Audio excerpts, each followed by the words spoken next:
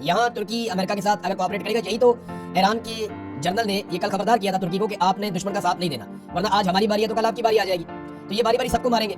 अब ये वहां से लेकिन दो ही एरियाज हैं जहां से दाखिल हुआ जा सकता है, एक पाकिस्तान साइड है और एक तुर्की साइड है। तो अभी देखते हैं इसके ऊपर क्या होता है, बाद में बात करेंगे। बहरहाल ये कुर्दों वाला जो एरिया है यहाँ पे काफी एहतियात करनी पड़ेगी ईरान को। अरब ममालिक को किसी न किसी तरह ईरान को एंगेज करके रखना पड़ेगा, लेकिन ईरान ने किसी एक भी अरब को अभी तक कत्ल नहीं किया। इतने मिसाइल मारे, इतने ड्रोन मारे, लेकिन उनकी कोशिश है सिर्फ अमेरिका को नुकसान पहुंचे। वो अपनी इंटेलिजेंस की बुनियाद के ऊपर और जो रशिया और चाइना उसकी सैटेलाइट में मदद करते हैं उसकी बुनियाद के ऊपर ईरान जो अटैक करता है उसमें वो कोशिश करता है कि अरबों को नुकसान ना हो, अरब के जो शहरी है या उनका अपना मिजाती नुकसान ना हो। वो सिर्फ अमेरिकन जो टारगेट्स है वहाँ पे उनके ऊपर हमले कर रहा है। अरबों को एंगेज करके रखना पड़ेगा।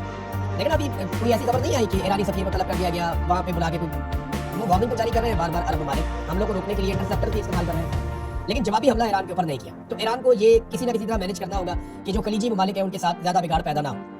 फिर जो मिसाइल और ड्रोन साइट्स हैं ईरान की, जो खुफिया है, जिनके बारे में अमेरिका को पता नहीं है, उन्हें चलाने का निजाम और अमेरिकी और इसराइली हमलों से उनको मुकम्मल तौर पर महफूज रखना होगा कि ये ड्रोन कहाँ पहुंचाने हैं, कहाँ से चलाने हैं, ये मिसाइल कहाँ पहुंचाने हैं, कहाँ से चलाने हैं, सबको खुफिया उन्हें रखना पड़ेगा लंबे अरसे तक जब तक ये लड़ाई चल रही है। और जो प्रोडक्शन है उनकी ड्रोन्स की और मिसाइलों की, वो ईरान को बरकरार रखनी पड़ेगी। बहुत बड़ा चैलेंज है ईरान के लिए।